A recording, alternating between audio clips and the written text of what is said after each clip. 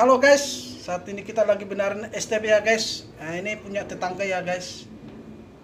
Nah, punya tetangga. Ini masalahnya tidak ada sinyal ya guys. Tadinya bermasalah di bagian power supply ya guys. Mereka itu pakai kabel jack USB langsung dicolok ke sini ya guys. Ke sini. Emang hidup sih, tapi sinyal tidak ada guys.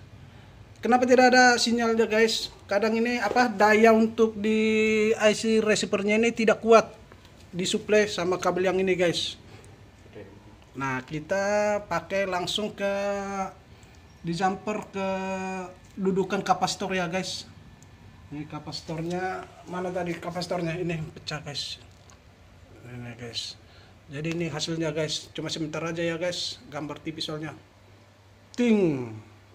Nih. Oke guys, tidak ada sinyal. Padahal ini tadi hidup.